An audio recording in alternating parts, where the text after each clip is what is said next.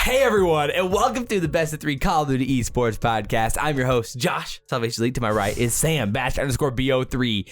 And to our farthest right, per usual, is Rex, Shady, Nero. Oh. And guys, girls, ladies, and gentlemen, we got a lot to talk about today. So, first of all, power rankings are happening today. We're finally busting them out. Finally. Not only that, Raid is coming to Call of Duty this week. Shadow Legends? If only. Oh, I would proudly welcome Raid Shadow Legends onto the podcast. Yeah. But no, not today. We have Raid, the best map in COD history, back in COD, hopefully this week, and a lot more. So, not hopefully, but a lot more besides that. And of course, we're going through a lot of big time news this week, including some confirmed rosters and everything else. Before we get any of that, guys, I've got to ask, what is going on? Well, Josh, I'm feeling like a speck of dust, and on this speck of dust, it exists a certain weather pattern is forming inside, like Whoville and Horton Hears a Who, right? And a storm is brewing. It's like a Christmas storm with so much snow, and it's just destroying the whole town. But here comes along Cindy Lou Who, me, you, and she saves Christmas. There's a rhyme potential there. And Horton, on the other side, outside, holding the speck of dust in his trunk, is thinking to himself, Activision. wow, Christmas is saved. Yeah. All on a speck of dust. Incredible. Incredible. Wow. I mean, you could literally see Rex's like gears turning there, like, oh no, time to say something. That was great. Sam, how you doing? Good. I didn't forget to ask you this time. Yeah. Hey, that's okay. Yeah. But I hope you guys enjoyed last week's episode with I Hold Shift, that whole, audio quad. We told you weren't going to even notice it. Unfortunately. Not even notice the issues that we had. Nope, no problems there. But perfect. Like we normally do, we do normally listen to or read a review. And because that's where you can listen. Apple Podcasts, you can leave a 5-star review. Wow. Spotify, YouTube, you can drop a comment on YouTube. But awesome 5-star reviews on an Apple Podcast are absolutely welcome. And Lakey FN says, best of 3 Stan, 5 stars. Come for the COD knowledge, stay for the tiered hottest operators. Short and sweet. You know. And we'll go for another one because that was a little bit short and sweet. Ignored Pillow says 5 stars. This pod or no pod. The Best of 3 COD podcast is literally my addiction that I'm proud to say I will listen to each episode at least 4 times a week. Whoa. The poet and maestro with words Rex, Shady Nero always starts us off great. The hype beast, cracked out lover Josh always guides the ship along. And the very formal and amazing voice Sam, which each crack makes me love him even more. Dang it. Love you guys. Can't wait to attend my first event once everything's back and hopefully meet you guys. Oh, we'd love to meet you. Much love. 5 stars. Pillow. Much love, man. Appreciate you guys for dropping the reviews. And we got a lot to talk about today. Oh no. I forgot to look at what the quick question is today. Oh, another amateur question today.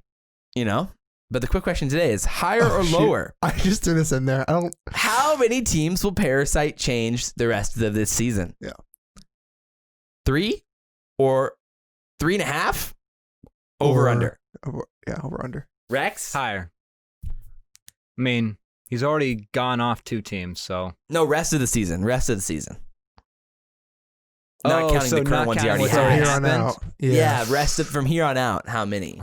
I mean, considering it's literally preseason and he's changed twice. Yeah, he just got off. I feel like 3.5 might be too low of a line. I know. I probably should have made it like 5 or something. 5.5. Yeah. I'd At 3.5, I gotta take the over. Yeah, right. I mean, last year, how many was it? 6, 7? Oh, my word. It was maybe more than that. It was. I'd have to go back and look, but it was definitely up there. Yeah. I mean, at what point would you be like, I'll take the under? 7, 6. If it was 6, would you take the under? 6 would be under for me. I think 5 is like probably likely. 5 sounds like a good Although number. again, the Elite Series this year is going to encourage like less roster changes than last year because teams are going to stick together. So maybe you don't change as much this year, which is possible. But he needs to get into the Elite Series. Right, and that could be a lot of roster changes. There could be a lot of changes prior. Yeah, that's the biggest thing. So I'll take the over on 3.5. I would imagine it's gonna be 4 or 5. Yeah. But everyone on the same boat. Yeah. All right, well, that was a pretty good one, Sam. I completely forgot to look at it before we. I kind of threw it out there this afternoon. And yeah. All right. Good. No, I liked it. And it was a quick one. A definition of quick question. But with that said, I think it's about time that we get right into this news. Hit him with it.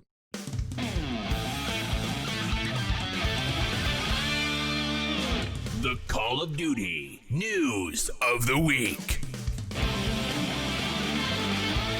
Alrighty, baby. This news of the week. Let's go, baby. All right, we got a lot to talk about today. We could basically just start from the beginning. A lot of news this week, just on like a bunch of like different areas, kind of like of the COD atmosphere. But let's start with like the players union conversation. I think is a good place to start. Basically, going in. I mean, after the whole Brack incident and then the whole Scump fine incident and everything else. We were under the assumption that there was going to be a players union this year, that the players were going to make it happen.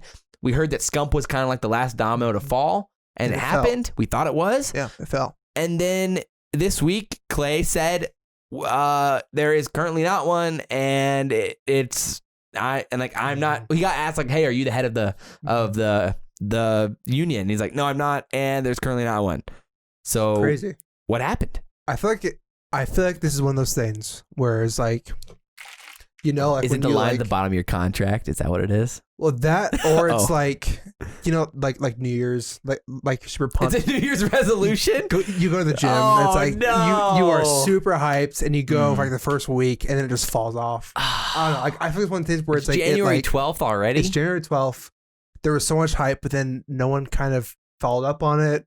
It kind of fell through. People are getting into their teams. I mean, that's possible. No one wants to deal with it. I don't know. Like, I don't know. I feel like if they had more, I'm sure everyone wants one, but like maybe there's more to it than we know, and maybe I think there definitely contractual reasons, like you said. So I don't know. I have two theories. Either one, no one really wanted to be the head of that union, and two, it's possible that Activision or the Call of Duty League just kind of like, you're not going to have a players union. And like they shut it down in some way. They're just like, they really just like shut it down. They're like, we're not afraid to just shut this whole thing down, guys. We will drop. And they we will shut the league down. They kind of or 48 of you really flexed a muscle, maybe on the players, and that kind of just killed everything. I mean, legitimately, that might have been what it was. They could have been like, you know how meaningless this is to us. We will drop the whole league instantly if you have a players union. And they just threatened in that way. Okay. I mean, that's possible. Otherwise, it was just sort of like, just a ton of legal workarounds and things that would have had to get organized.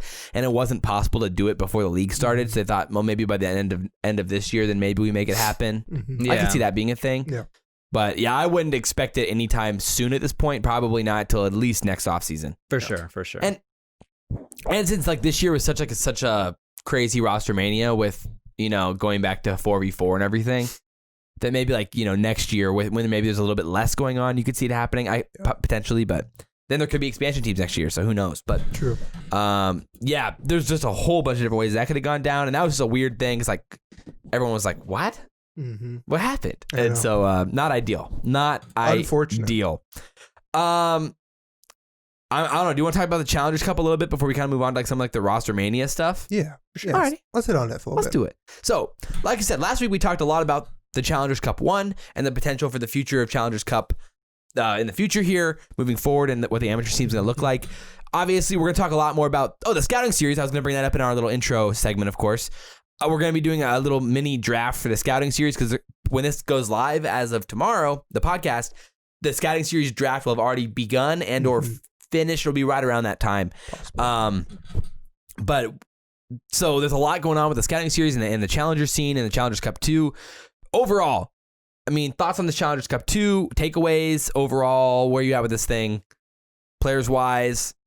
Rex, any thoughts? I mean, the same team, West.R, won again this year for Cup 2, pretty convincingly again. So they're looking really, really good. The fact that they're orgless still is outrageous. Yeah. Right. I mean, there's got to be like more like going on behind the scenes with that one. Like they're really going to pick and choose. Yeah, that's the thing. I mean, like with them, it's like, I mean, how did not any amateur team kind of like reach out or like building your brand inside? You know, that's just surprising. Is like these teams that like build, like let's look at LAG. They get their academy team. It's like this West R team was a pretty good team in Modern Warfare, better than what their academy team would do, and they still picked up what they have for their academy team. So it's hard for me to be like, they didn't even go to these guys, LAG, to like even try and get them for their academy team. I don't know. Yeah. I mean, if you're any team at this point, you'd think you'd be trying to, like, if you're looking to get into the academy scene and like find a team, like, come on. Yeah. If you don't have subs currently signed, like these guys, I mean, it only makes sense. Yeah. I mean, you'd imagine that like maybe they're holding out hope that this Paris roster falls through, so they're not trying to commit to any organization right now. Yeah. I was gonna say, I feel like they've for sure gotten offers, but then I think they know their worth too. Like, I'm sure they got some low ball, like, we'll pay you like $200 a month to rep us, but then they're like the amateur org. Like an AM org. So like, I don't think they're short on offers. I think they want the right offers. Like, here's the thing. Interesting. If they accept a contract from another team, like they are stuck with that team, and I don't like. The contract would have to stay like they're able to leave if a team wanted to bring them to the starting spot somewhere else, like Paris. So if they sign with LAG, Paris can't take their academy team because it's LAG's team. Yeah, right. So, I mean, that's the thing. I mean, I'm sure there's some sort of, you know, unknown reason for why this is happening. But yeah, I'd imagine they get signed by somebody here pretty soon, unless they're just straight up holding out hope that the Paris thing falls through with their current supposed roster, which we will talk about here in a little while. Yeah. Some people dropped off. Some notable mentions. For sure. LAG Academy, top 32. When they were top 8. There were some wild finishes in the top 32. Parasite's team, which was composed of Dav PD, Noisy, and Saints, top 32. I will say this, though. That was like essentially a pickup team going in. I don't even know if they had any scrims underneath their belt. They scrimmed for like a few days. Yeah. Censor's team, which we'll talk about later too. Censor, Gunjar, Den, Zen, top 32. I mean, honestly, we may as well talk about that now. Yeah, Censor was dropped. Censor was dropped for Jerd, which I mean, realistically makes sense on paper. I mean, like originally Jerd was, I think, also holding out hope that he could get signed by a roster. Which that makes sense though. That changed because Censor should have a lot of pro points, right? Because he was a sub for New York. Yes. But then Jerd would have also have a lot of pro points. So they wouldn't want to drop him for some random no pro point person. Yeah. So that makes sense. So, but the question is then, does Parasite want a team with Censor? I don't know. They were in World War II. I know. Who would pick up Censor at this point though? He's got a lot of pro points, so he's valuable to someone. Well, here's what is he just I've not been good? Seeing too is with Parasite, he's now looking for 3 again after this cup. So like he played with Dave Patey, Saints, Noisy, and I saw him tweet out he's looking for 3 more. So he's trying to find another team. And Spart, there's one team change, which is like I don't know where Spart placed during Cup 2, probably not very high. And Spart was looking really good in Cup 1. No, they finished good in the Cup 2 because he was teaming with Glow Frosty. They did. Where'd they get? They finished top 6. Oh, dope. So Spart is looking for a team, and I think him and Parasite, had an exchange on Twitter, and they might end up teaming. So you could see that with Censor maybe on that team. Now so that would be content. It would be. That would be content. Yeah, Spart was dropped. I mean that was our another news too. So yeah, that's the thing. So I mean, I saw CDL Intel talking about how should I start tweeting about like amateur roster changes, and he says he probably will be doing that. So that's exciting. Yeah. I mean, moving forward, like into the Elite Series, I think it's gonna matter because like legitimately, like with the Elite Series supposedly being broadcasted on their main channel, like it'll be important for the scene to follow it as a whole. And like CDL Intel is such an important part of the whole COD scene now. I mean, like he's literally like integral pillar of the COD scene at this point with like how he distributes the news. And so it's just like at the end of the day, I mean, it'll be exciting to have him consistently covering amateur stuff overall, I think. AM moves is going to be important, especially like he should just focus on like the top 8. Which he probably teams, will. Which he probably will. Especially once the Elite Series starts to get going here, then like he for sure will. Yeah, which again, like all these pro players dropping down, is a blessing in disguise. Honestly, it just brings more eyes and more. Like again, Karma was streaming with 14,000 views for the Cup 1. So I don't know. I think if these big name Twitter accounts start tweeting about this, like it could just grow the scene as a whole, and people will grow more followings, especially these like top AM players like Zapdos and them could start making YouTube channels, start making a following. I don't know. I just see. Yeah, no, for sure. I mean, like, I have high hopes. I mean, that was another guy. I mean, like, Karma, they finished top 64. They did. Like, they got knocked out early in that tournament. So that was, I know he was pretty disappointed about that. And like Mohawk was really disappointed about that too, which was tough for him. Yeah. And he was teaming with Teddy Rex and Tiny, which was like a really fun squad. Yeah. And I was having fun watching that. But tough L for them there. Yeah. But yeah, I think overall, like, moving forward, I mean, again, it's weird with how the scouting series is going to be now, because, that result kind of resulted in, it doesn't really directly affect how the challengers, like the invites for the scouting series or anything. Mm-hmm. And so, I mean, the bigger question is like, how does the scouting series actually end up affecting the amateur scene moving forward, besides just a few guys get signed? Like, I don't know. Like, I'm not sure. Yeah. Now, like, basically the amateur scene takes like almost a month pause for like this next 4 days of scouting series, and then like roster signings and everything. So it's just definitely a weird situation. It is. It's gonna be weird, but I hope it plays out well, and I hope the coaches' streams and everything get some views for the scouting series, since there's no official stream. Right. Yeah, that's what's also annoying. It's very strange. Yeah.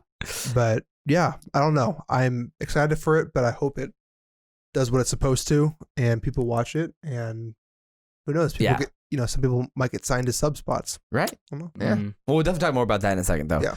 I mean, on the European side, we saw Josh come out here and make a play to win the European scene. It was Nasty Josh, Dave, and Vortex took home the title in the European side of things, which was pretty insane. That old Singularity squad from Modern Warfare? No. Or is that War? I mean, because Dave was like on one of those teams. Well, it's a mashup of like kind of like a bunch of different rosters, because basically they were like kind of like they played back in IW, right? If I remember right, it was like an IW play when Josh was playing in IW, but they ended up really making it happen, which was pretty dope. Yeah. Yeah, Josh was... So it was Team War. It was Denza, Dave, Petey, and Vortex were Team War at the end. But Nasty was on Team War earlier on in the year, too. Right, and well, Josh coached Paris last year. I was going to say, he was the coach of Paris. Mm-hmm. Yeah. So then for him to come out here and make plays like that is pretty awesome. That's awesome. Yeah, exactly. So let me see here. Yeah, they teamed back in IW. It was Vortex, Dave, and then Josh were teaming on Epsilon. So that legendary Epsilon squad. Yeah.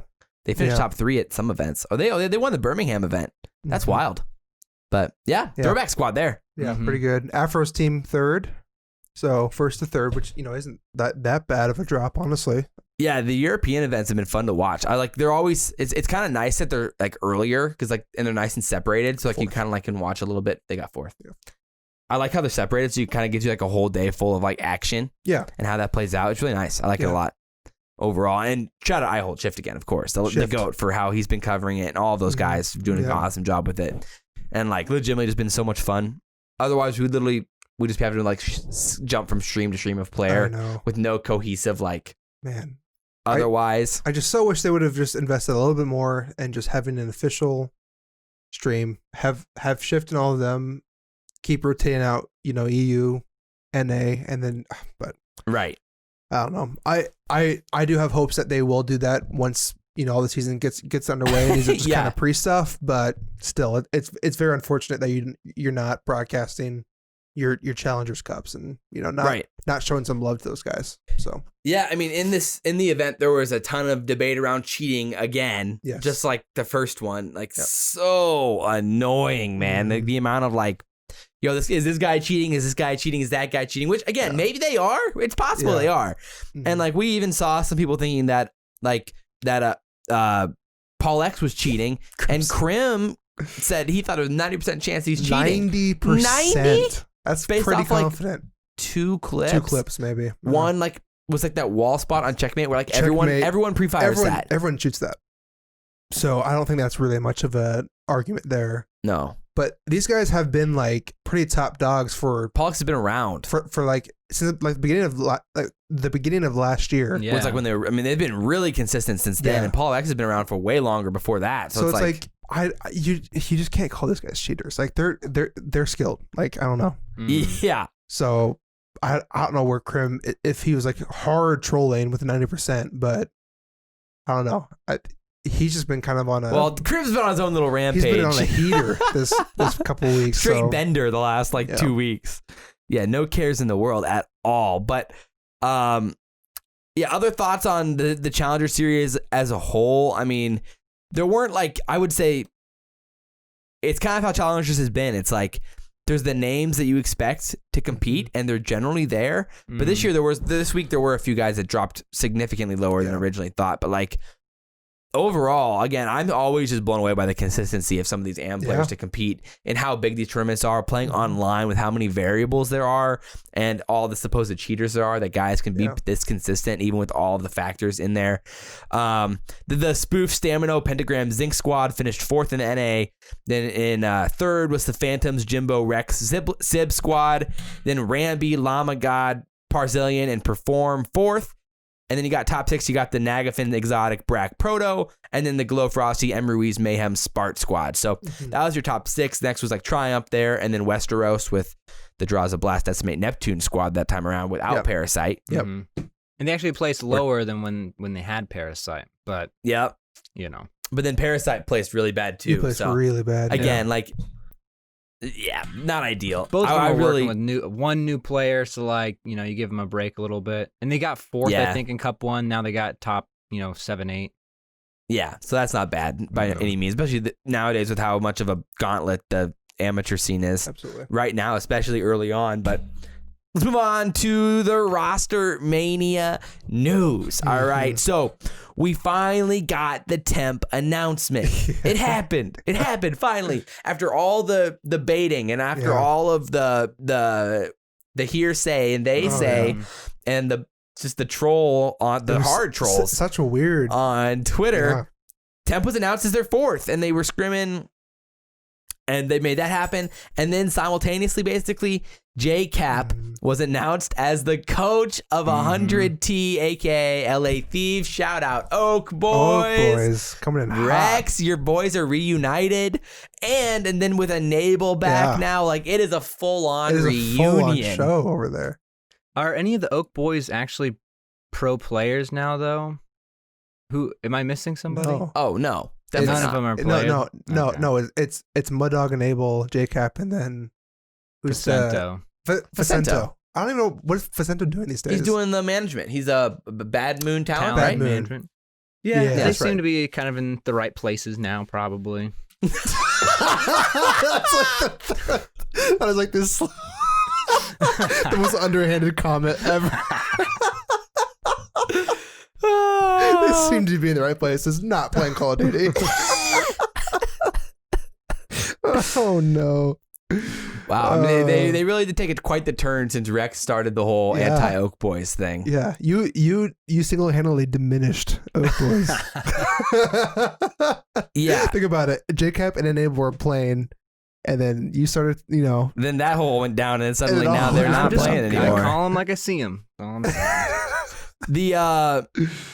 I mean, basically, I mean, last year, we saw the whole talk with Attach and how Enable was talking with him, and he tweeted on, when was that? That was a few days ago. Was that yesterday? One guy said he replied to his tweet, to Enable's tweet, and he said, "Oh, you're the one that got benched for Pander and Proto." And then Enable said that $500,000 still hit the direct deposit, but that was funny. $500,000? There's just no way. I mean, he could be trolling with that too. There's no way. Because there had to be a salary cap, and there's no way you're paying. Okay, think of it this way: if Enable got $500,000, how much did Karma get? And how much did Octane get? Apathy. Maybe that's why they couldn't get any subs. They couldn't make any roster moves. Yeah, I don't know, man. I don't think he got $500,000. I don't Maybe even that think includes- Clayster makes that much, and he's a bigger brand than. And I I don't don't know. know. If Crimsix makes that much. Well, I mean, it depends what happened to his salary. Because if it was it depends. I mean, there's just a bunch of lingo there could be there that like maybe like paid out guaranteed contracts, and then he didn't play both seasons. So like, is that the team have to still pay? How's that play out? There's a lot of weird situations there. I don't know. $500,000 seems kind of impossible. That's high. That's really, really high. Deep.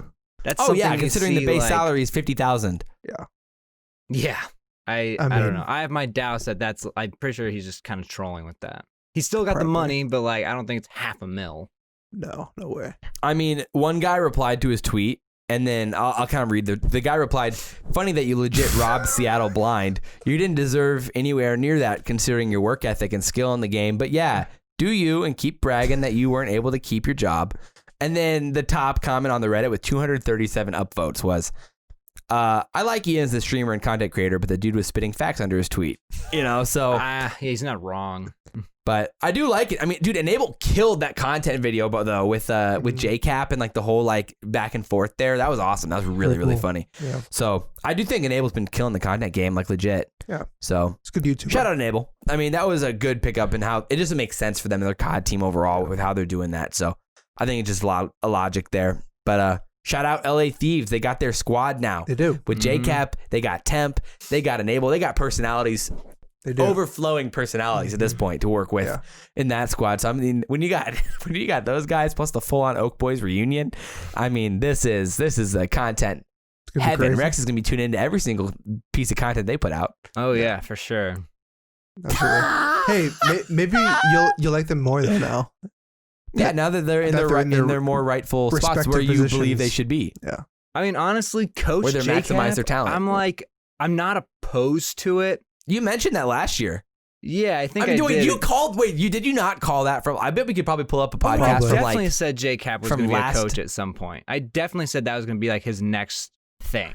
we which could probably is dig what for it that clip like last January. You may have said that or like February. Clip right here. No, Somebody who knows where it is, who watches it 4 times.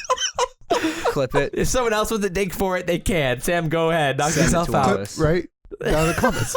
If anyone's going back to listen to our old terrible podcasts from the first ones from last January, Yeah. where our audio was complete garbage, you can have fun doing that. Yeah.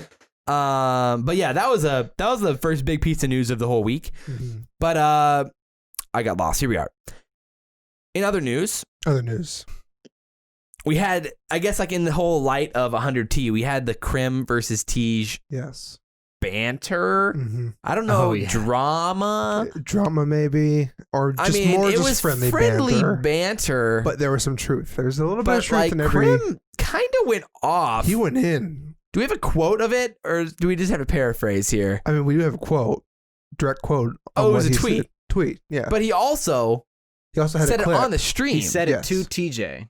On the stream In a after team he chat. dropped like 60 kills on him in a scrim or in an 8s lobby, right? Yeah. Do you want me to read this tweet? Absolutely. Okay, here we go. At TJ When Halley. was this? This was 12:18 p.m. and the Reddit post was 4 days ago. Oh, So, December 10th. on the 10th. Yeah. Here we go. Don't even think about me, you punk little rat. Don't speak to me. Don't tweet me. Don't even look at me, you little poop. You're the dog poop on my Gucci slides until you formally apologize and beg for forgiveness. You are no longer my son. I disown you. And then TJ Halley replies, at Crimsix, if we had Octane in Black Ops 4, I would have a real ring. Not a Mickey Mouse ring like you just got, you fat mess. Eat a salad. Right. So like there definitely is like that beef there, and some of it is it's kind of hitting, I think, some like nerves, but like it's not too hard. I think Crim really like kind of hit it home with when he was talking to TJ in that 8s lobby. And I don't know if Basically we have a just quote of saying you're that. hot trash. But what I don't quite know what prompted that from Crim. Well, that he he dropped just 60 destroyed kills. yeah, he had 60 kills in the That 8s was lobby. that was after that. Well, yeah, it's because the- they the played tweet, their though. 8s. Crim's team won. Crim like absolutely wrecked. TJ was the other team. When they got back to like pick teams again, I guess like everyone gets back in the same team speak, right? Because they need to I re-pick guess. players. That's when Crim just started like talking trash to Teej. Yeah. I thought that happened after Crim tweeted at TJ, but maybe I'm wrong. I mean, I'm not sure I just don't know why Crim tweeted that to TJ. Like it could have been at the same time. Okay. Very possible. But I don't have the exact timing here with it right in front of me. But yeah. I mean, along with that, then Rex, you did mention, we were talking about this a little bit, that you said that in hard points that Teep. No free shout out. No free shout out. I mean, what? I don't even. Yeah, hard points. What even is that? Yeah. Oh yeah, Hard Point Podcast. That Teep was at least talking a little bit about Teej. What was he saying? Okay, so it kind of goes back with what Crim said. Crim basically told TJ is like you're terrible, all that, stuff that people say to each other.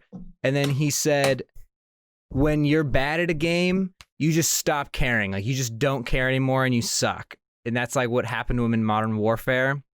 And then Dang. Yeah, and it was kind of like, wow, and everyone, at least me, I was like, kind of right. When Teej doesn't care, he just starts sucking really hard. Like, it's hard to get Teej to care sometimes. And then hard points. It's interesting that Rex is all over the place on Teej. She doesn't know what. You're all over the place. But then in this is what Crim said. But then hard points, TP kind of said the same thing Crim was saying in that clip. He's like, Teej is like, yeah, he can be a really good player, but sometimes he's just so dumb and he just drops duds. And at the professional level, you can't have games that are that bad. Right. He says Teej is either he can play so terrible or he'll be amazing, but you just can't have those terrible games at the pro level. You have to care more. And then he talked about the controls that they would scrim, and TJ would die 37 times and practically use up all the team's kills, and he just wouldn't care because it's a scrim and he didn't care. But and TP would just kind of really kind of roasting right, him a and little TP's bit, the really coach at that mad. point, so he's and getting TP pissed. was the coach of that team. That's how he knows this stuff. Yeah, right. That's unfortunate.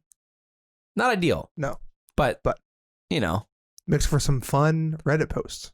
It does. I mean, and again, when Teej is playing well and he's motivated, he's really good. And that's the debate. Is that going to happen? Is that what Teej are we going to get for Modern War or for Black Ops Cold War? That's always a real question. Mm-hmm. We got the interruption here of the dog, but yeah, that's okay. He doesn't know how to get out here. That's okay. He has no clue. Yep, we're good.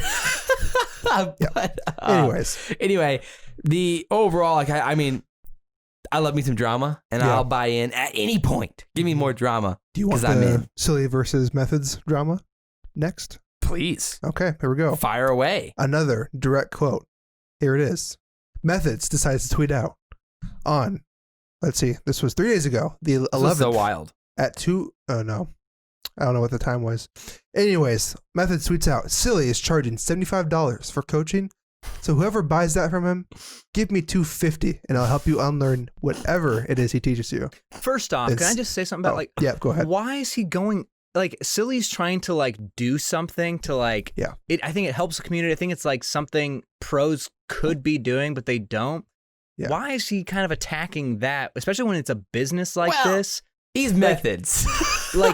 I know he's Methodz, but people, that's an ad. I don't. If it were me, and I guess I don't know the relationship. I don't know Silly like that, but for me, it's he's trying to start a business sort of thing like that, and for another pro to be oh, you're terrible, it's gonna, stave people off to not want to buy it.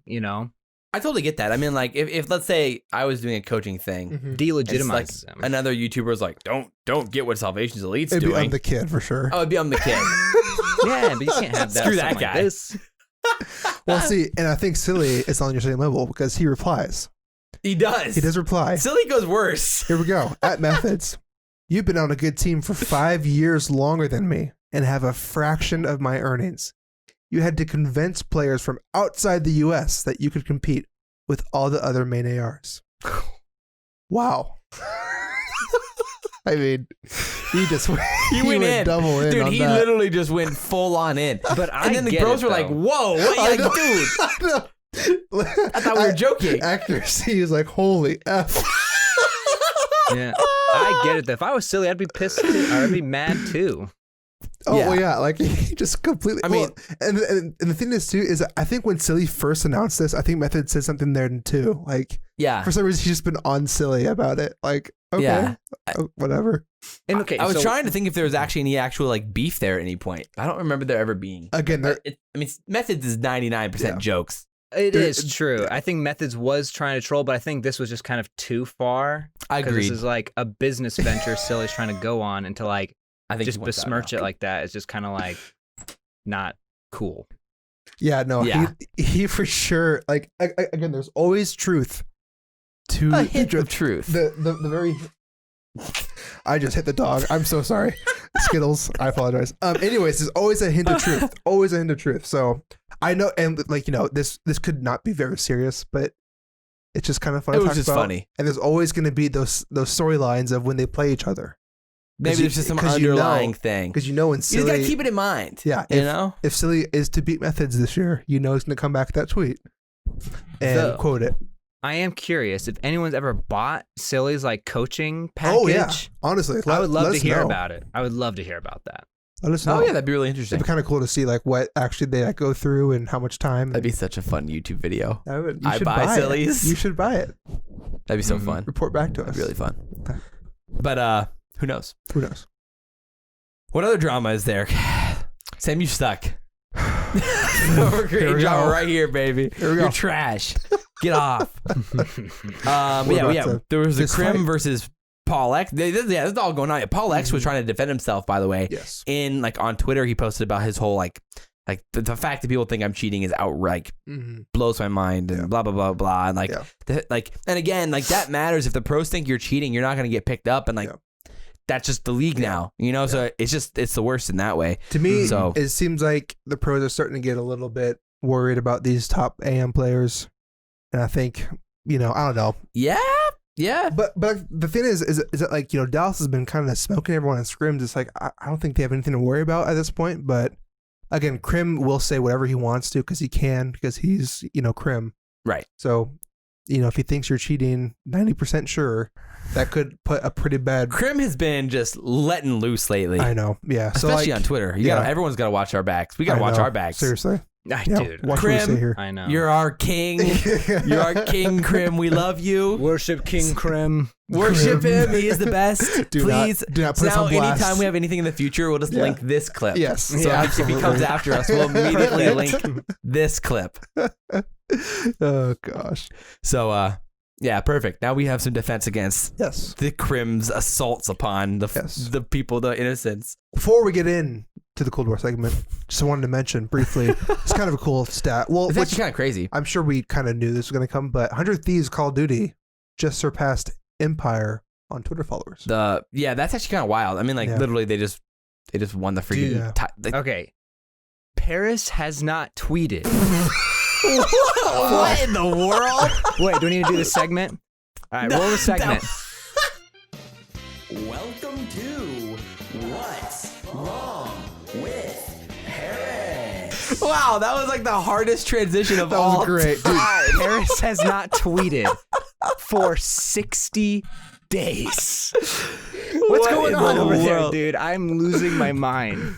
Oh my word, that was amazing. They do something. Like, you Not even have one like these care in rumors the flying world. around. Like, they don't even say anything about Cold War. They haven't like.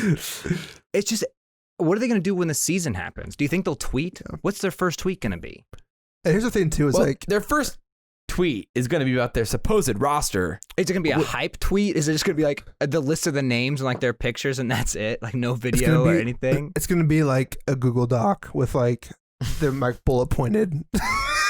Here's our players, dude. They're not even added. It's just like fire. Well, how is Paris Aqua, even making money? Like, do they scraps. want to make money? Like, isn't this the whole thing of like branding is how you make money in esports? I mean, you would think they would want to make money, dude. I think their full on plan is just to hang in there as long as possible till the whole league starts making money, and they just get their little revenue split, and that's their whole business plan. maybe.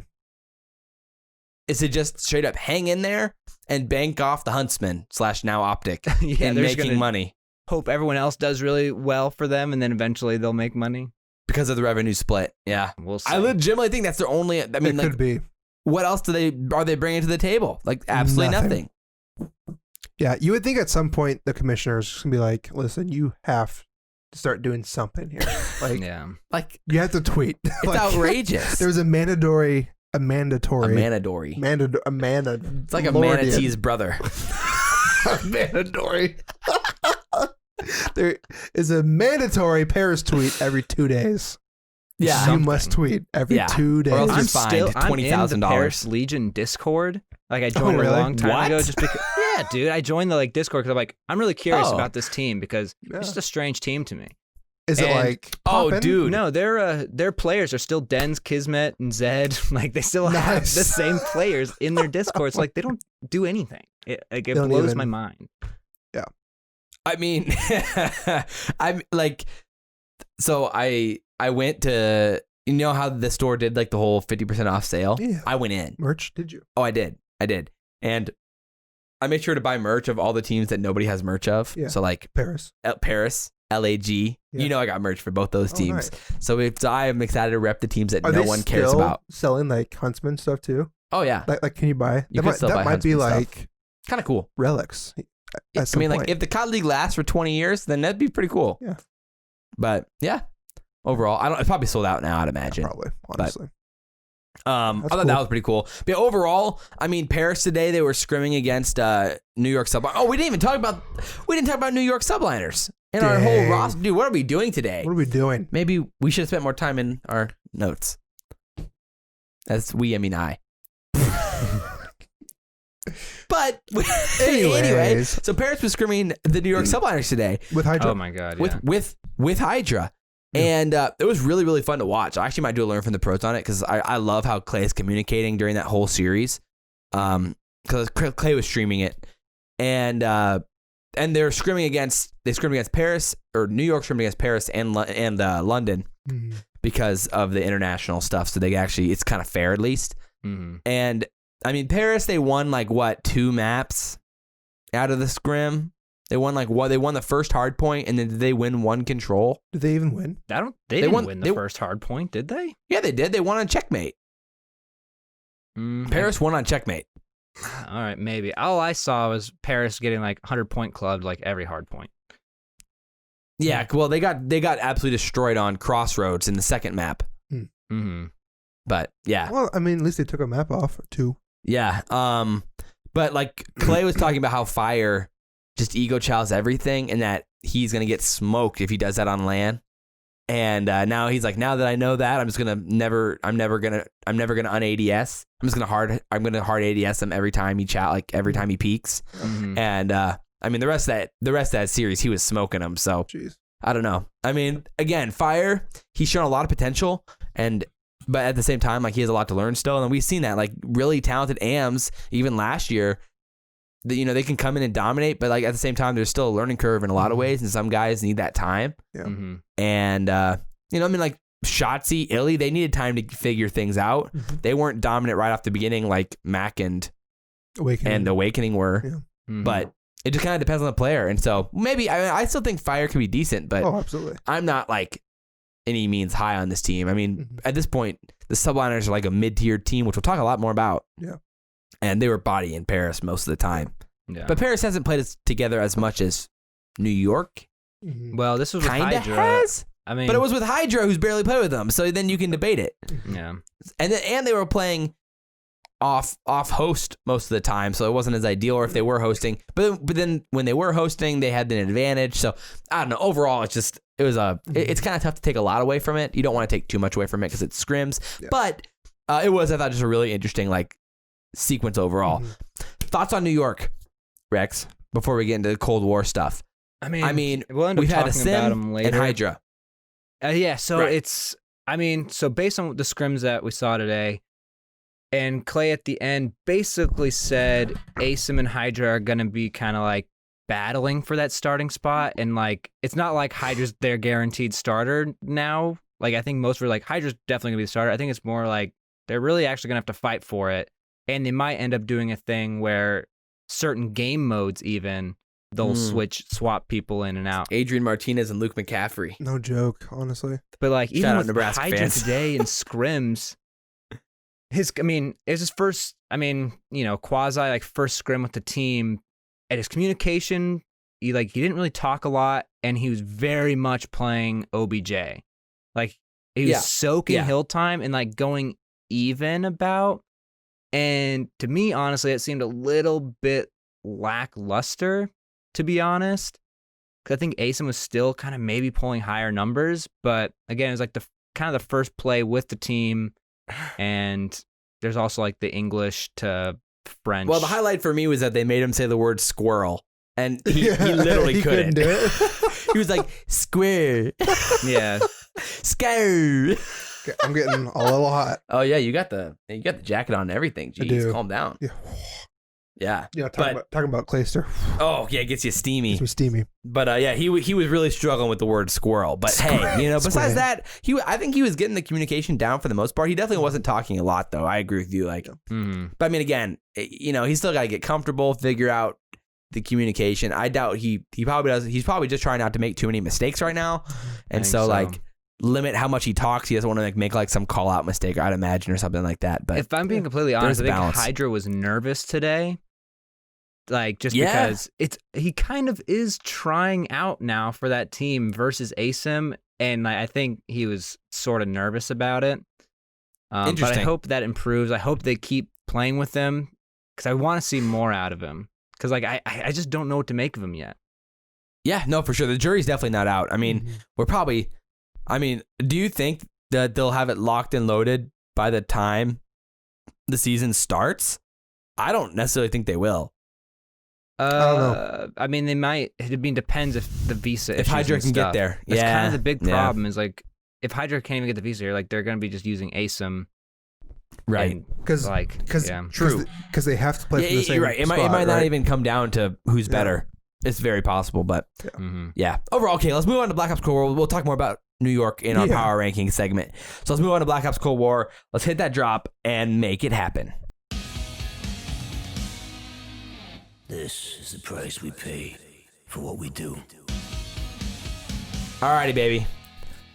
Black Ops Cold War. Black Ops Cold War. This week, we got Season 1 dropping finally. After it was delayed for like a week. Yeah. We got it finally here. And it's coming out, what, Thursday? 16th, which is Wednesday. Oh, Wednesday. Wednesday, 16th. So we're finally going to be able to play on Raid, baby. So we saw the screenshots, and it looks really nice. Basically, almost exactly like it was before. Good reflections here and there. No doors. No doors. And so, thank the Lord. Yep. But, I mean, my goodness, I could not be more excited. We have 2 maps supposedly coming. Yeah. Originally, there was the rumored to be 4, but whatever reason, there's only 2. All of the leakers were saying there was going to be 4 originally, 6v6 maps. Yeah. But whether they got taken out or if they were changed to just 2v2 maps or like maybe the ground war maps ended up not getting shrunk down. I guess if you count Nuketown. Right. Which Nuketown's technically a release with Season 1, I think. But sort of. Not. Yeah, anyway. But yeah, so we're going to get 2 new maps. Who knows how they're going to play? I mean, I would assume we're going to get raid and competitive. I mean, we have to. I would imagine. Then the question is this Pine map going to make it happen? From what I've seen from like the pictures and stuff, it doesn't look great, but who knows? So we're playing on some pretty wild ones right now. Yeah. Correct me if I'm wrong, but CDL until I posted out like 2 6v6 maps. The Pines, then in parentheses Mall. Was Mall a previous map? No. Or they're just saying like this is the map that we thought was called Mall? I think so. Okay. I think that was the one that's like it's that one that's like in the Fire Team Dirty Bomb map. Oh, okay. I think that's what that means. Okay. Yeah. I would dust up on that a little bit, but yeah, I think like overall like Black Ops Cold War, a lot could be changing this week. The patch is going live, I think tomorrow night. So by the time this goes live, I think we're probably coming up right on that patch, or it would have, depending on what time it goes live. But anyway, there could be a lot of nerfs coming our way here when it comes to the meta weapons. There's some new guns getting put into the game, so we generally haven't been one to accept DLC weapons in. But because DLC weapons act a little bit differently nowadays, who knows? I mean, with how the pros have been, you never know nowadays, I guess. But I wouldn't be surprised. I'd be surprised if they end up getting used. But there could be a lot of changes with the meta and how this plays out, because it seems like Tony Flame and all those, like they seem like they're willing to nerf guns to hell, and I wouldn't be surprised if it happens again. I can see it happening. So I guess, I don't know. Thoughts on Cold War? Yeah, no, I'm loving like you said, I'm loving the developer responses and just being willing to change things. Yeah. It's just way more than what we saw last year. We didn't see anything last year from spawns or anything, and like we're already seeing, control stuff changes, and so I'm spawn changes. That's coming in the patch as well. Yeah, I'm thoroughly excited for that. Season 1, I am excited to see how raid plays. There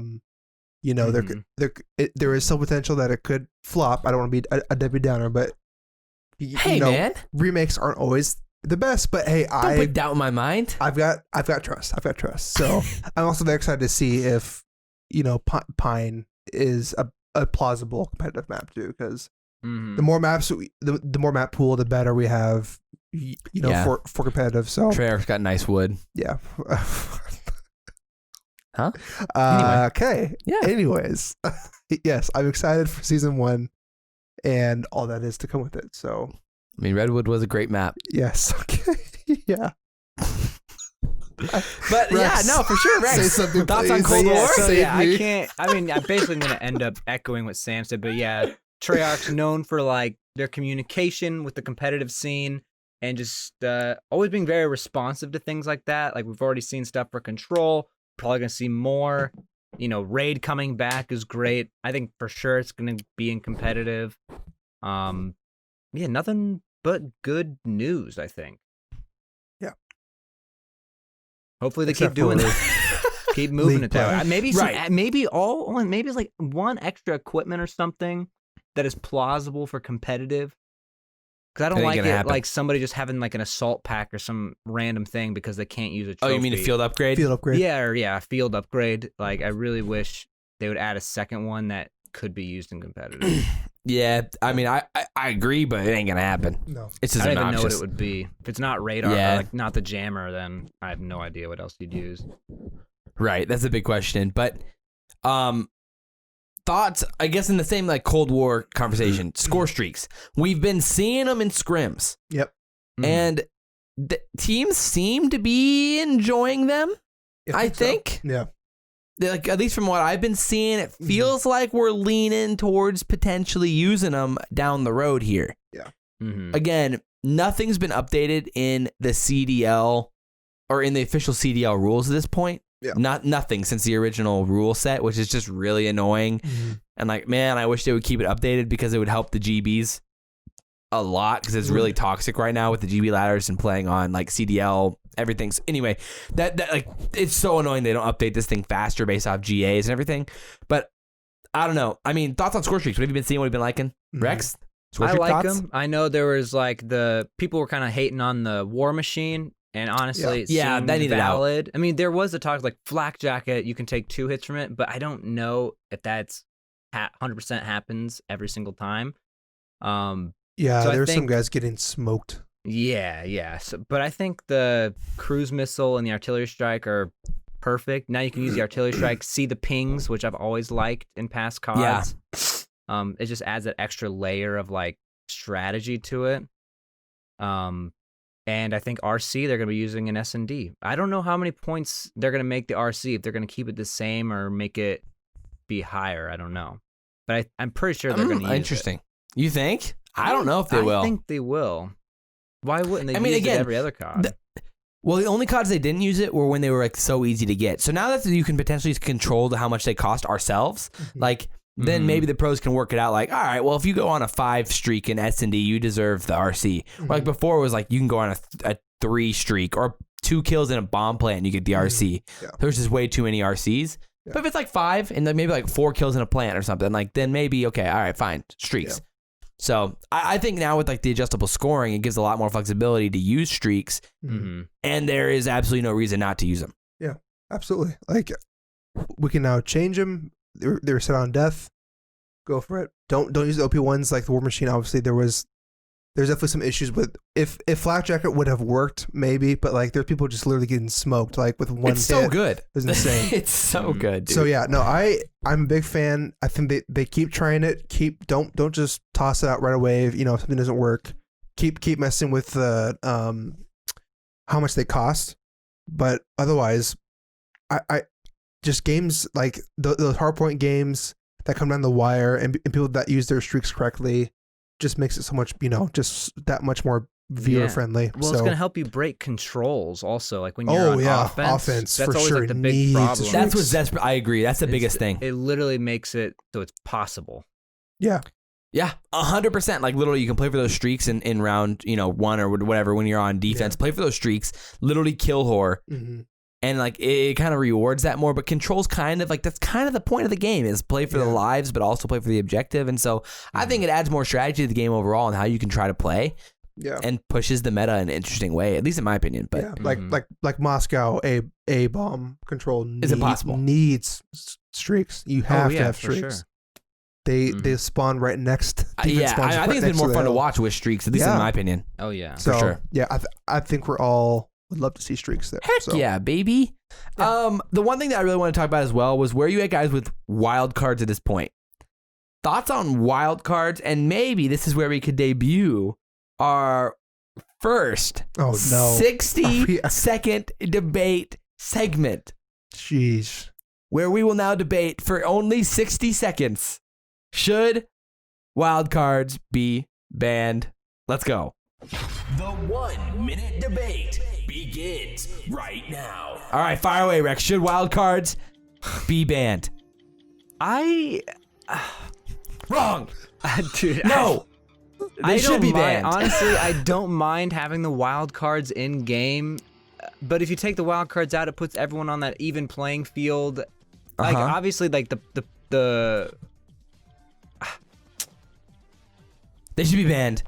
I don't like gunfighter. I think it makes some guns absolutely insane. The other question, the other partial debate there is like when it comes to headshot multiplier, but I think it's a little bit OP. And then I hate in S&D, I think overall having flak and tac and ninja and gung ho is just a little bit OP. I just don't think it's ideal. You reduce the amount of like absolute turrets that you have in games like the Krig and everything. Needs to be banned. We got 10 seconds left. Ban them all. Ban. Yeah, sure. Ban. We're all agreeing. Ban. No, don't ban them. You certainly surprised me with this, dude. Don't ban them. Don't ban them. I have not thought about my thoughts. Well, there we go. That was our first 60-second debate. That was the worst 60-second debate you will ever witness. Well, yeah, Rex didn't even know this was a thing, and so we'll get better. We'll get better. Yeah. I made this today. Yeah, and thought it would be kind of fun. But there was our first 60-second debate segment. Hopefully you enjoyed that one. We'll do more down the road. I think some really spicy ones during the season, especially for sure. Moving forward. But last thing, I did mention it quickly, but the headshot multiplier, I saw Envoy complaining about it quite a bit. Mm-hmm. Thoughts on the headshot multiplier? Last year it was disabled in competitive, but previously I don't think it ever was, but previously. Yeah. Any big time opinion on that? I honestly kind of like it. I understand like there's a frustration with it, but it rewards like good aim, which you can always respect, right?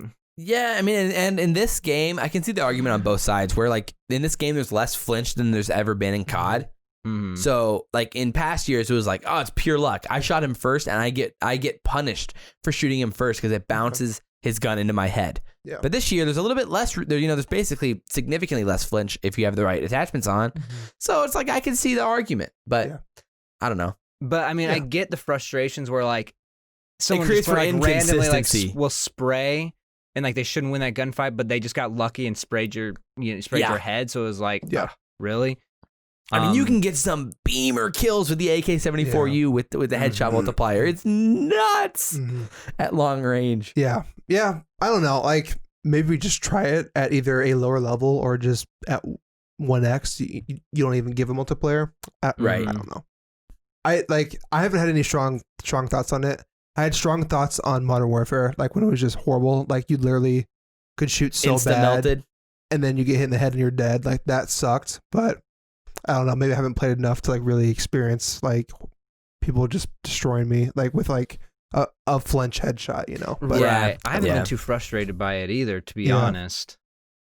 So I would lean towards getting rid of it, but I'm not like strongly on either side. Yeah. Well, it helps you win especially if like an enemy, like your enemy gets on a heady, you have more of a chance.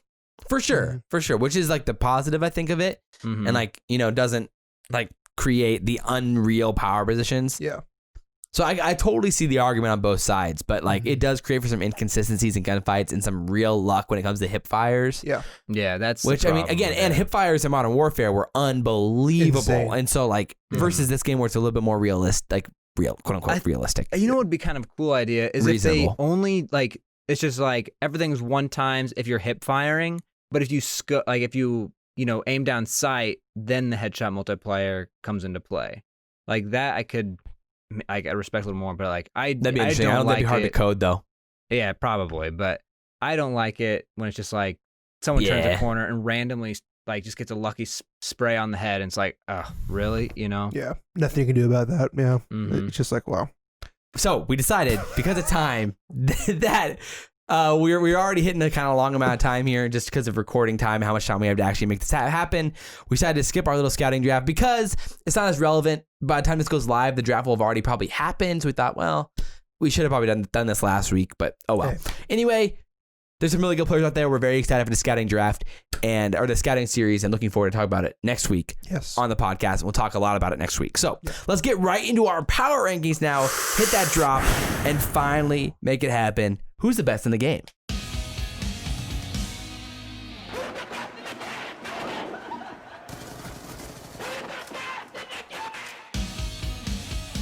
Alrighty, baby. Here we go. The top teams in the Call of Duty League. Our first power rankings of Black Ops Cold War. So we've been waiting to do this. Basically, up until we had a decent idea of what Paris' roster could be. Again, there's a world where this roster falls apart, I guess. I mean, obviously, Paris is waiting to sign until as late as they possibly can. Humanly possible. And we don't really know if they've actually signed yet. If they have, they haven't announced it. We don't really know. But at the end of the day, what we do know is that this is by far the most likely we've ever had of a Paris roster. Yes. So with that said, we need to go through this power ranking and make it happen. So if you guys can see here from the old template, this is what we got. Nope. That's the team. Oh my word. No. Here we are. There's the power rankings template. We made it after all that. And we'll be rocking and rolling off that. We'll do our tiers like we normally do for the power rankings. And we are very excited to have our first power rankings of the whole episode. So with that said, guys, boys, who do you got at number 12? Do we even need to guess this? Hey, Paris. Whoa, wait. Paris. Wow, Did we even talk about who the rumored guys. Paris roster is? Just for people Fire who away, don't Rex. know? Fire, who's a Parasite Squad, Aqua, Classic, and Scraps. The most random group of people ever. We had talked about it on like in the last few rumors of episodes, but if you hadn't missed it, I mean, it's hard not to have them last year at this point. I mean, they're the most like weird collection of folk, and so far in the scrims we've seen, they haven't looked great. They're getting riggedy wrecked in scrims. They've been getting they've had a tough time so far. So I as well have to put Paris at 12. But it gets a little bit more juicy from here, I think. Dude, yes, it really does. It gets really tough. Again, we haven't seen a lot from some of these teams. So that maybe that has to go into your rankings. And again, we'll do probably a much more solidified power rankings. I would say probably the week before or latest 2 weeks before the first CDL event in probably like January. But now that we finally know the teams are doing this. So Rex, who do you got at number 11? So for number 11, I'm kind of debating between two teams, the Gorillas and Ultra. I for some reason, I hold out hope for the Gorillas to not be as bad as, what they were last year, but also, people don't give a lot of credit to some of these players on this team. Then you got Ultra, who I think Bance is kind of the weakest link on that team, but Ultra has the advantage of being together, and they started doing well towards the end of the year. So I'm gonna have to put LAG, but it's tough. I see LAG's potential for sure. I'm pretty down bad on LAG. I don't know. Or they were down World bad War on II you. champs. They might be. They might be. As of right now, again, this can be considered a way too early power rankings. I don't have a lot of confidence in LAG. It seems like a very strange roster to me. I don't trust that Apathy is going to be what he needs to be for this roster, and that is like an all-out slayer. unless he just completely proves me wrong. But I love App though. I don't want to put him at 11. I like App too. But there's so many middling teams that like someone's gonna get screwed here, and we're gonna look really stupid in 10 months. That's okay. Right. I mean, this is very I haven't even seen Guerrilla Scrim, I don't think so. Mhm. I mean, yeah, if it's been against like Optic. Yeah. But yeah, I think I have to agree with you. I'm gonna put LAG there. So Rex, you already put in your first tier. As Paris is in their own tier at the bottom. Oh yeah, Paris is. They're in their own tier. Like I think they're gonna be the worst by a lot. Yeah, I think Sam and I are waiting out for another maybe two teams to officially decide on where our tiers are going to sit here. But okay, well, Sam, who do you have at number 10 then? Yeah, here's what I'm thinking because I don't, whatever. This is where it gets really tough. I feel like so I have not seen. Have you guys seen anything a lot with Seattle? They've been pretty quiet on their scrims. Yeah, they have scrimmed. Like toss-up team for me. So I am kind of thinking around here. I'm thinking Seattle. Man. I'm thinking Ultra. I'm kind of even like around this area Ravens too. If I have to be honest with you. It's tough with the Ravens. Yeah. So okay, here's what I'm gonna do. I'm gonna take into consideration, like not really scrimming. So I may put Seattle here because I don't know. Interesting. Wow. Yeah. You're sticking Octane in the bottom 3 again?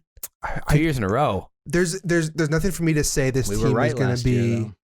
There's nothing for me to say that this team is going to be, as of right now. I just don't know. Dominant. So I'm going to do a little. In my mind, any of the teams from here on out could be a contender if things go their way. Yeah. I mean, even LAG. Again, these rosters. When you go down from 5v5 to 4v4, they're so good. That like in theory anyone could potentially be there. But Rex, who do you have at 10 then? I really respect you, Sam, for putting Seattle there, because I've been debating that question in my mind for a while.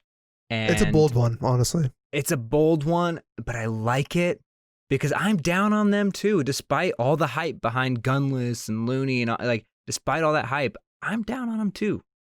And I'm gonna agree with Sam on this one. Man.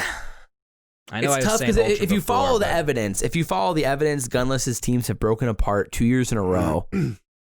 As talented as he is, and as like knowledgeable as a teammate as he is, but he's with Looney now. He's with a guy like Octane who can take criticism, and he's really good in himself. And Pristini will do whatever a team needs to win. Like I think the personalities make sense on this team, though. I'm gonna be a little bit higher on Seattle. I'm pretty low on. I don't like that I'm low on London because I know they have so many loyal fans and like so many guys like believe in them.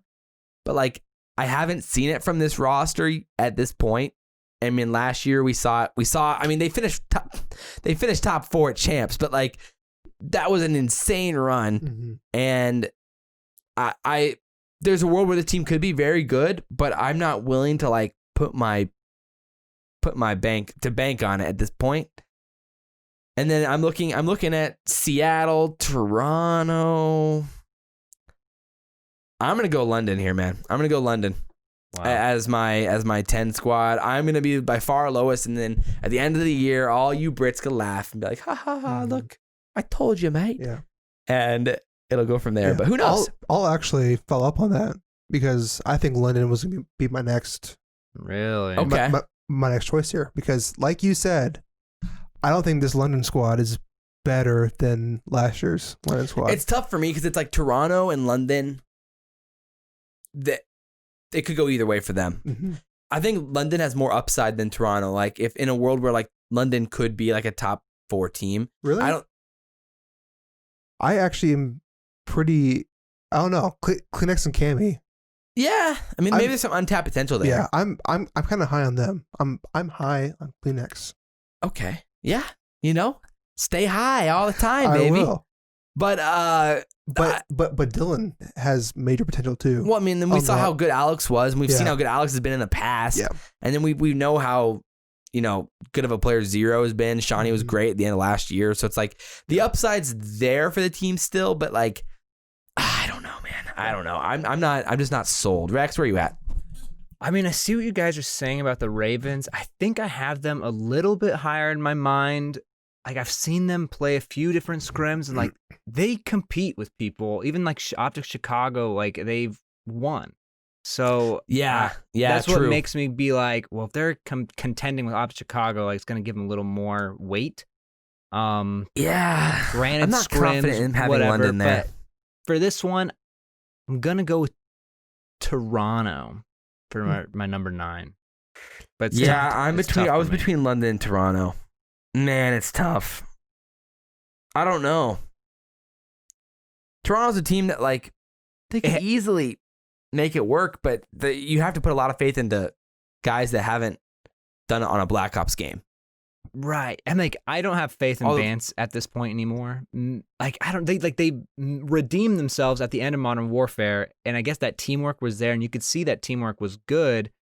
And then you hope that would carry over to Cold War, and I think that's why I have them a little higher this year, just because of how well they ended Modern Warfare. Yeah, these 3 teams, I think London, Toronto, and Seattle are very close in my head, like very close. So I'm gonna go Toronto here. So let's go to the board here. So I've got Paris, LAG, London, Toronto, 12 to 9. Rex has Paris, LAG, Seattle, Toronto, and Sam has Paris, LAG, Seattle, London. So we've kind of got a mix of teams here, a little mixed bag here at the bottom, but pretty interesting so far. Yeah. You haven't declared any tiers yet, interestingly enough. I'm waiting for a little bit more. Okay, just a little bit more. Interesting. Yeah. Weird. I know. Is this intention? Like this is like a weird. Okay, all right. Yeah. Well, I'll let you live that one out. Yeah. So I'm gonna throw Toronto into that tier, and I'll leave this one off then because I kind of already gave away my hand. I think Seattle has to be here then. So in my head, they're in like a tier 4 of those 3, and then we kind of move into the next tier of like in my head contenders, where I'm not sold on Seattle as a top 3 contender yet, or Toronto or London. So that's kind of where I'm at. LAG probably throwing that same tier at this point. So it's tough for me though. It's not an easy discussion. Not an easy discussion. Rex, who do you have at 8? Oh man. So here's the thing. Rocker, like something about that team, like they have those all-star players, right? But there's something about it I just don't trust. Like something just isn't, I don't know, there's like a spark missing there for me. Wow. That's more, not you who I'm trust going to put London at number more? 8. LA Thieves is the same thing. Like what's going to be happening with TJ? Is he going to be good TJ or is he going to be bad TJ? What are we going to get with this team? And interesting. Which one do you think you're going to get? I mean, in Florida, I don't know. I think I'm going to follow up. I'm going to go with London as well. Okay. Just because there is the potential for more growth with those 2 teams. But from what I've seen, I'm not too impressed with them. But I haven't seen a whole lot from them. But they have the players that they should be better than where I'm putting them now. Yeah. In my mind. Okay. I feel that. Sam? Who do you have at 8? I don't know. You know who I'm kind of debating right now? It might be not good. I might be slammed. Interesting. Who? Subliners. I mean, yeah. I wouldn't. There's a small piece of my mind where I have more confidence in Ultra than Subliners right now. Interesting. I think Ultra's team makes more sense in my mind than well, Subliners. You know what you're getting with Toronto. Like I feel like you have like a kind of like a good baseline with chemistry, and then also and like season-long performance. Yeah. And so part of me wants to put Subliners and then Ultra, but I'm kind of too scared to. But we haven't seen Clay on a bad team in 3 years. Because then like 4 years. That means that I'm saying like I don't trust in Clay, but I do. But it might not be debatably Clay. Longer. That depending on what you thought of E United. Yeah. Before Abizi. Should I just get roasted for this and just go for it? I don't know. I mean, okay. So on your board, then you're looking at Rocker. You're looking at LA Thieves. Mm-hmm. You're looking at Mutineers. Yeah. Right in there, that conversation. Yeah. I mean, would you rather have LA Thieves at this point or Subliners? Would you rather have Rocker or Subliners? I mean, Would you rather have Toronto or subliners? Like that's where you're at. Mm-hmm. And none of them are sticking out? I feel like all three of them I'd take over subliners. Dang. Isn't all that right, just fire horrible? away. Shoot your shot. Make your call. Yeah. Subliners. Dang, bro. Clip this when they win champs. Wild. Rex? And it basically my reason in it is I don't have confidence in that team right now. Well, I want to hear where Rex has. I mean, is subliners in consideration for you at 7 here? I mean, yes. Like, I'm not going to put subliners in like the top 3 or anything. Like, I struggle with this team because they do good. I see them scrim LA Thieves. I see them scrim these other teams and like winning. But then I also see them get just demolished sometimes. And it's like, I really think their problem is a communication issue and like not being on the same page right now. And I think that can improve. LA Thieves, I don't know. I just don't have a lot of trust in it. Like, it's like Optic Gaming was last year. They have all these all-star names, but they sucked until champs. So, but they moved to Texas for champs. A repeat and they're could currently, be happening. Not all of them are in Texas yet, if I remember right. Right. I think some of them are still currently moving. Same with Optic. Yeah. Mm-hmm. Same with a few other teams that are still on their way to moving to Texas. Yeah. Right. I mean, sure, we can call like the Texas host thing, and like, yeah, that's a thing. But I mean, there were players that weren't like Formal was playing out of California, and he was on the 3rd best team. So right. Can you imagine what he's going to do in Texas? I don't know. Exactly. So like, We'll I don't. It's tough call for me. Yeah. It depends if LA Thieves can put it together or not. I'm gonna put LA Thieves.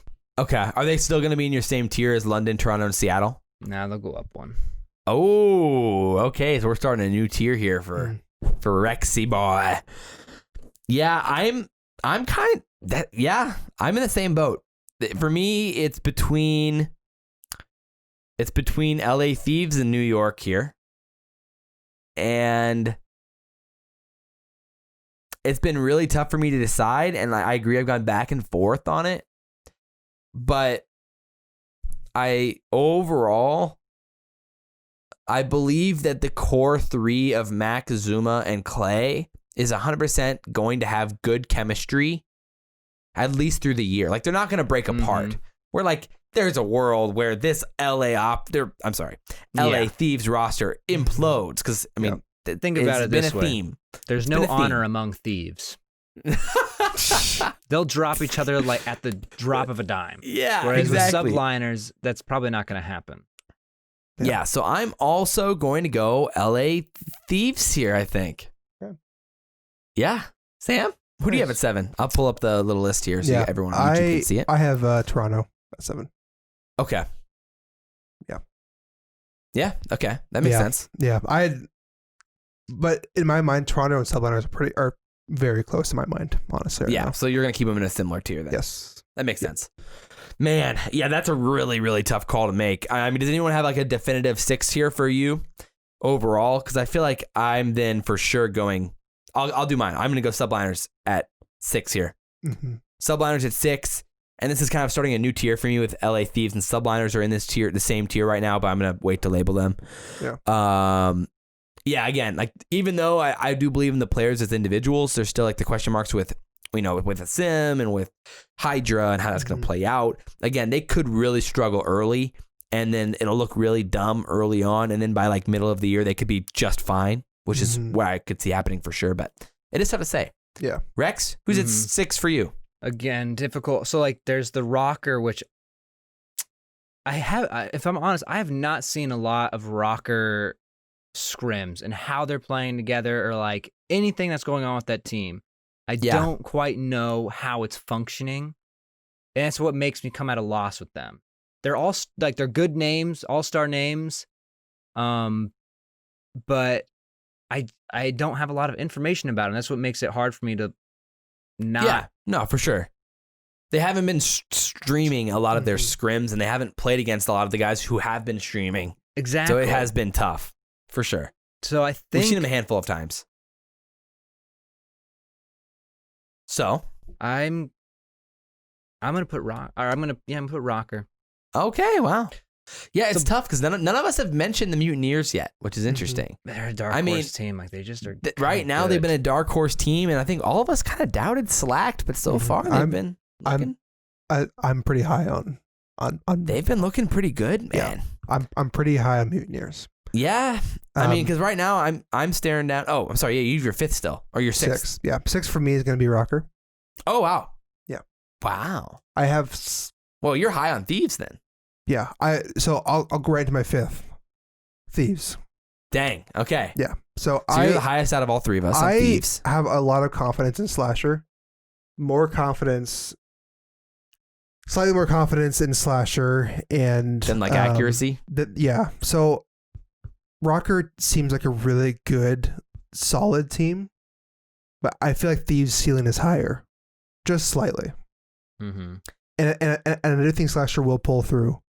Something about it, I don't know. I think it's just So there's just something in my mind where I do. Slasher just has seemed to overcome a lot, and he may, not do well at the beginning, but he seems to know how to get there through hardship. So I don't know. And of course, again, TJ is going to be kind of a wild card. So it's like, who are you going to get?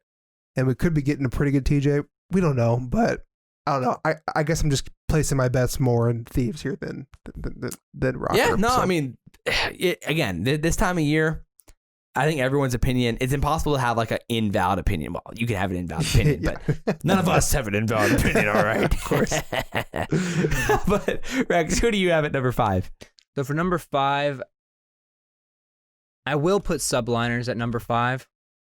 The Mutineers, Subliners, I see them they're running in the same tier for me, but I don't have, I'm on my 2nd tier now, so I guess that's where they're going to go. But yeah, Subliners 5, the Mutineers might just have that edge right now, but I see the Subliners potential. If they get the comms like really down, they can beat the Mutineers. Yeah, that's the thing. Like for me, I am definitely looking at, the Rocker and the Mutineers here between 4 and 5. I mean, to be fair, Optic has not looked great by any means, but I'm going to give them the benefit of the doubt with Dashy and Formal moving to Texas here soon with that kind of situation. But I don't know. I inherently trust the players on the Rocker more, which is why I prefer to put the Rocker at 4. But performance-wise, so far, the Mutineers have looked pretty good. Yeah. And like surprisingly good. Yeah. And it looks like you guys are primed to have them at your 4 spots here, I'd imagine. Oh, Sam's giving me a look here. Wowzers. I don't know. So my thought process, performance-wise, Mutineers deserves to be 4. But I trust the players on Rocker to pull it out in the next 2 weeks, 3 weeks to really figure out this meta. I'm going to go with the Mutineers at 5, but I don't feel good about that. Really? And then go right into the Rocker at 4. Wow. I guess I'm just more high on Mutineers than you are. Again, I'm putting my faith in the next 2 weeks. I mean, I like in my mind, this is kind of like a power rankings up until our next power rankings, which is going to be 2-ish weeks before the league starts. So that's kind of how I'm in my mind thinking over the next 6 weeks or so, or 5 weeks, how is this going to play out? So I think the Rocker are going to figure things out and be pretty good moving forward on these, whatever meta ends up coming from this patch. But the Mutineers could be up there and they've looked really, really good. And I wouldn't mind if someone put them at 3 right now. So Sam, who do you have at 4? Optic. Whoa! Yep. I'm not anti that. Explain yourself. Okay. I do know with Dashy and Formal have not moved to Texas, so that can play. But there seems to be a bigger issue than just that. Interesting. Really? Not saying they're a bad team. Again, whose fault is it? Whose fault is it? It's 3-4. I don't know. There seems to be. I don't know. I'm not completely sold on Dashy as their 4th. Envoy is looking really good, but he doesn't seem to be as dominant like as he was in Modern Warfare at this point. Obviously, this is so pre, you know, whatever. Again, it's tough though because you see all of it with this team. Yeah. Versus other teams where you're nitpicking on the guys like, I'm feeling good today, I'm gonna play, or like, okay, our team's in rhythm today, I'm gonna try on the stream. You know, so like, whereas Optic, they start their streams and you're seeing every single one. You are, I don't know. They're just. I don't know if I trust him to be that third best yet. I don't know. I was hoping for like some more. You're putting weight on actual performance at this point. Yeah, and we've seen the Mutineers play well in the Pharaoh tournament. Yeah, and I don't know what. I don't know. I don't want to say like I don't know what like Scump's ceiling is. I know like he can be amazing and dashy in them, but you currently have slacked higher than Formal. I do, and you know, how does that sit with you? It pains me. It does. Yeah. It pains me, but it's just Optic teams, you know, and like the Huntsman Optic. There just seems to be maybe not as hard of a. I don't know, man. I can't explain it, but this is where I'm at right now. Okay, all right. Sorry, good. I just stumbled and stuttered through so many words. This is a podcast. Yeah. All right. Well, Rex, who you have for? I mean, I respect that, Sam. Like, I was debating myself where to put Optic, because like I've seen like they lose like against teams that they shouldn't be losing to, but then they also win handedly against other teams. I'm gonna say true to the fold here. I am gonna put Mutineers at 4. Okay. Yeah, reasonable. Again, like it's just I don't think I can put my stock in the Mutineers at this point, even though they've looked very good. And I do agree. Like I totally understand the people's hype, but like again, they played very, very well in a tournament that was 2 weeks after the start of the game. The meta's changed since then. It's gonna change again. The team who I trust to overcome metas and be ready for tournaments is Optic, Chicago. I have them at 3 here because the next 2 teams, let's be honest, we all know that they're in their own tier. Yeah. They've I'm been also insane. putting Optic at 3. Optic, and then you've got the Mutineers at 3. And I think all of us are going to have the same top 2 in the same order, I would imagine. We'll see. Oh, yeah, really? I actually don't know what you guys will put. I know what I'm going to put, but it's FaZe at 1, Empire at 2. I think we can both reveal ours here at this point, and then we can debate them. Really? Oh my word. Rex has Empire at 1? I do. Sam indeed. has Empire at 1? I do. Josh, you're the one who doesn't know. I think we're the same thing. Josh is the only one who doesn't have the same. So I just realized I have my tiers wrong here, but yeah, wow. Okay. I want to hear you guys' explanations here. Fire away. Rex, lead the way. Okay. So I am really, really, really high on Illy. I think he could easily win MVP this year. Wow. Like, because he was really filling in as more OBJ-ish in Modern Warfare, but like he's been playing COD like his whole life. And even though Clay's off that team they are so like bonded and have such great chemistry now. Like they sit there, like they'll just play together for hours. Shotzi and Illy will just be like going through maps, just like messing around and just finding weird spots together. And you just watch this happening, and like they're just having a great time doing it.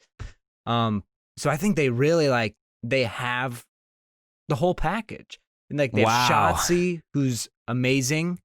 Like his movement is unreal. He literally is the person who revolutionizes the movement in COD now, and it's now it's his second year. He revolutionized it in Modern Warfare. Everyone kind of like wants to copy him, but they can't quite get it. Cold War, he's doing it again.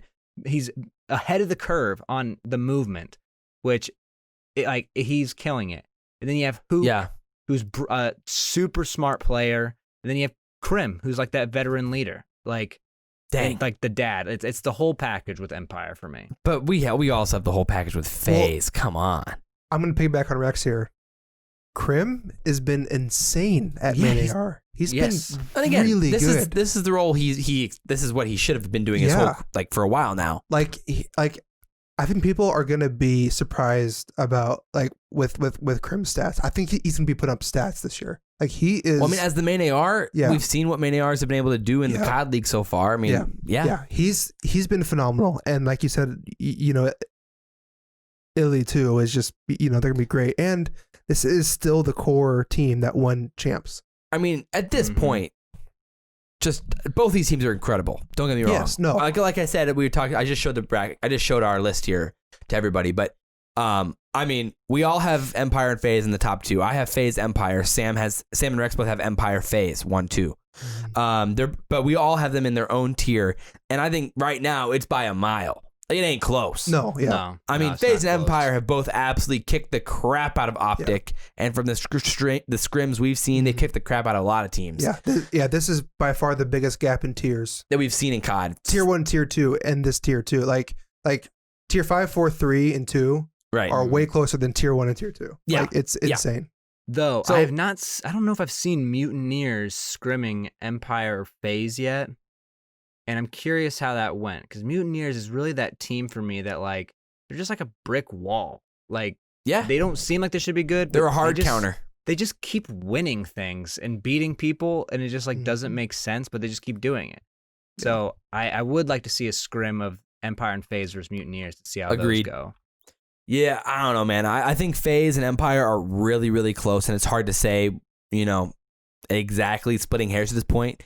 And these are going to be some fun series when these tournaments start. It's gonna be great. The biggest question is like, you know, all right, how you're splitting hairs at the end of the day. And I think the FaZe roster just has overall a little bit more upside with RCs at the main AR, and all the other players line up pretty equally. But like Simp and Abizi's upside, Stellium's upside, I just think it just slightly edges out Empire and what I trust and believe in.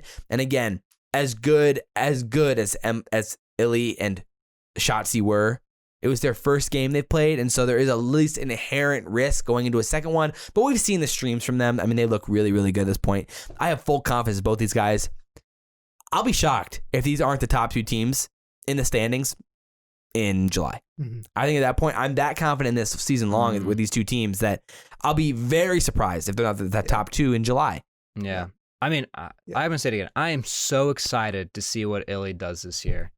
For sure. I agree. I think he's going to be the best player in the league. Yeah. I'm also excited to see RCs as a main AR too. Like, for sure. I think that'd be really fun to watch. And yeah, because basically what you have here is Empire loses Clay, and then FaZe lose Major, Precept, but then gain RCD. So it's like, what's the differential? What's the higher differential?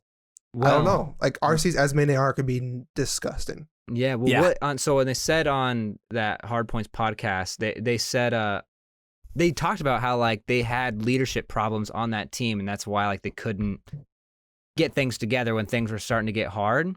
And Crowder's the one who was talking about this, and that's why they picked up Arcides, because he's somebody who can, when no one really knows what to do. He's a decisive voice. They hope that he'll be the dad of that team. Although Arcides, we've never seen really be a dad yet. So this is like his first time dadding a team. And I'm really curious how he does. Arcides is daddy. I think he co-parented with Envoy last year. He probably did a little bit, for sure. But yeah, that's funny. That's actually really funny. But like, he'll be that guy now, that kind of shot caller. Yeah, I mean, I think it's going to be a fun one for sure. So, I mean, overall, here's our last look at the tiers for us. I decided to go with only 4 tiers. I didn't utilize the 5th tier. Okay. I threw Optic, the Rocker, the Mutineers, the Subliners, and LA Thieves all in the same tier. I mean, at this point, they're hard to split apart. Yeah, which probably. And then I threw Seattle, Toronto, London, and LAG in the same tier, Paris in their own at the end. Here, hold on. Let me fix this for you. Paris is tier 5. There's no tier 4. Then you move to tier 3. 5. Now, Paris thanks, man. is bad. Real bad. Yeah. Worse, so I think Paris is worse now than they were last year with their old team. Dang. Probably. Yeah. That's tough. Yeah. But overall, guys, we got a lot to talk about. I mean, we didn't even really hit on, like, Clay, like, hinted at that he might know the format this next year. Yeah. And, like, a guy was complaining about that, it sucks that there's not enough home teams. And he's like, well, we'll just have to see, winky face. Yeah. Interesting. Yeah. I think there's going to be more. I think this year we're going to see more than just 8 of the 12, at least more than we did last year. Yeah. Like, we'll see 12 teams competing at tournaments more this year than we did last year. I don't know if that means, but that's the farthest I'm willing to go with a guess. But overall, we could talk on this forever. I'm squinting to see the time. This might be our longest podcast of all time. Could be. But I hope you guys enjoyed it. If you guys did, comment, subscribe, share the video if you guys really enjoyed the podcast, if you guys really enjoyed it, and drop a review on Apple Podcasts. But as always, guys, I'm your boy SalvationsElite. To my right is Bash_Bo3. And to our farthest right, per usual, is Rex, Shady, Nero. And guys, we will see you next time. We out.